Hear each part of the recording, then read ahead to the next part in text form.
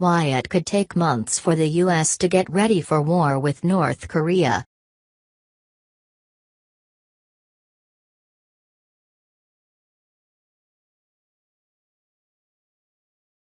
Despite bellicose rhetoric coming from U.S. President Donald Trump and North Korean leader Kim Jong-un, analysts say there are no signs the U.S. is planning a first strike on North Korea or that Kim will make good on threats to hit the U.S. territory of Guam.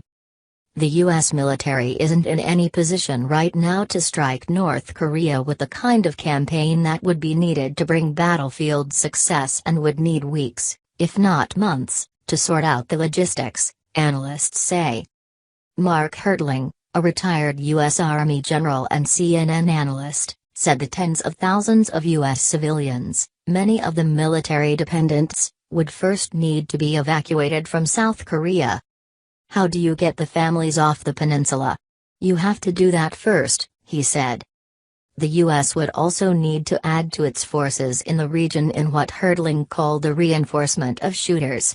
These would include U.S. Navy ships and submarines armed with cruise missiles, plus Air Force bombers that could operate out of bases in Japan or Guam, he said.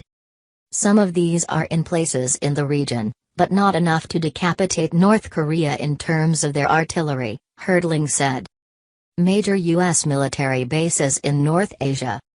North Korea has thousands of conventional artillery pieces within range of the South Korean capital of Seoul. Studies have estimated South Korean casualties from artillery barrages to be in the tens of thousands on the first day of conflict.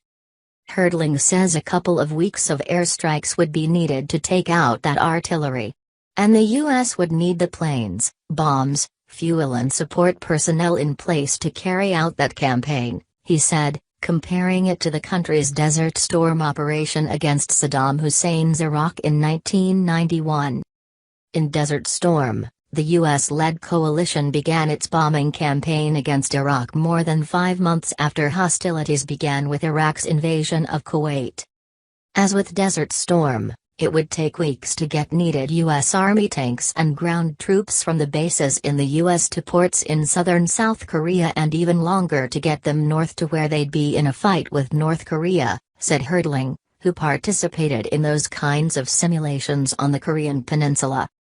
Hertling also said at least 2 U.S. Navy aircraft carrier strike groups would need to be in the waters near Korea before any U.S. attack. Carl Schuster, a former director of operations at the U.S. Pacific Command's Joint Intelligence Center, said there should be even more U.S. firepower. As a planner, I'd rather have 3 carriers than 2, plus additional Air Force, Navy and Marine Corps fighters, said Schuster, now a Hawaii Pacific University professor. Schuster also said the U.S. would need to ensure it had enough bombs, missiles and electronic warfare planes to destroy or disable North Korea's air defenses before the heavy bombers needed to strike North Korea's fortified nuclear weapons sites could be sent in. Reinforcements for those aircraft would likely have to be dispatched to Guam or Japan.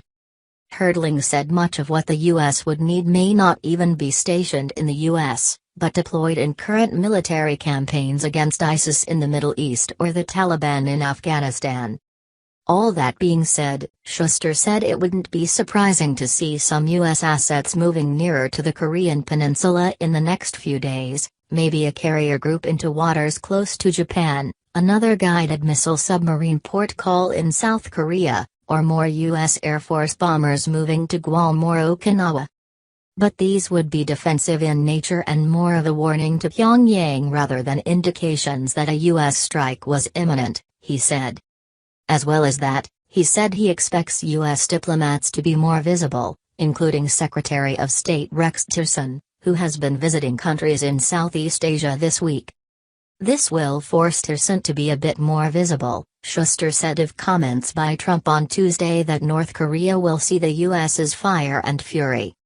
He is going to get a lot of questions of what our intentions are, Schuster said. Schuster also said he doesn't expect any North Korean attack on Guam or any place else, saying Kim Jong-un's threats are mostly bluster. Kim's actions are macho within some concise constraints, he said. 1. North Korea's missiles are untested in actual battle and their accuracy is far from certain, he said. 2. The US could retaliate in a fashion Kim couldn't withstand, meaning the end of the Kim regime, he said. He does not want to provoke us into something that would remove him from the scene. But Kim is a wily operator and knows what he can get away with, so another missile test or large-scale artillery exercises in North Korea wouldn't be surprising, added Schuster. Launching a missile at Guam is not something he can get away with. Launching a test missile sends the same message domestically and internationally, said Schuster. And another missile test is far short of war. As Schuster points out, there's a big gap between bombast and action.